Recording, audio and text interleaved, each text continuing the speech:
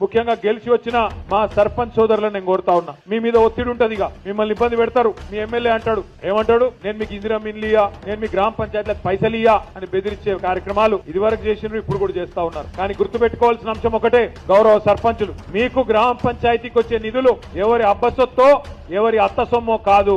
Doctor Babasaheb Ambedkar రాసిన రాజ్యాంగం ఆధారంగా భారతదేశంలో 5 అంచెల్లో ప్రభుత్వాలు ఉన్నాయి. పైన కేంద్ర ప్రభుత్వం ఉన్నది, ప్రధానమంత్రి, మంత్రులు, ఎంపీలు వాళ్ళందరూ పైన ఉంటారు. రాష్ట్రాలకు వచ్చే వరకు రాష్ట్ర ప్రభుత్వం ఉంటది. దాని కిందికి వస్తే జిల్లా ప్రభుత్వం జిల్లా పరిషత్ రూపంలో ఉంటది. కొద్దిగా కిందికి వస్తే మున్సిపాలిటీలు, మండలాలు ఉంటాయి. ఇక గ్రామ స్థాయిలో, క్షేత్ర స్థాయిలో గ్రామ పంచాయతీ. రాష్ట్రానికి ముఖ్యమంత్రి ఎట్లనో గ్రామ పంచాయతీకి సర్పంచ్ గారు కూడా అంతే. రాజ్యాంగంలో స్పష్టంగా ఎవల నిధులేంది, ఎవల విధులు ఏంది, నిధులు అదే విధంగా విధులు అంటే పని ఏంది స్పష్టంగా అంబేద్కర్ గారు రాసింది. అలా స్పష్టంగా ఉన్నది, రూపాయి ఫైనాన్స్ కమిషన్ డబ్బులు పంచాయతీలకు విడుదల చేస్తే, స్థానిక ప్రభుత్వాలకు విడుదల చేస్తే, ఢిల్లీలో రూపాయి విడుదలైతే స్ట్రైట్ గా 85 పైసలు గ్రామ పంచాయతీ అకౌంట్లకు వస్తాయి. స్ట్రైట్ గా.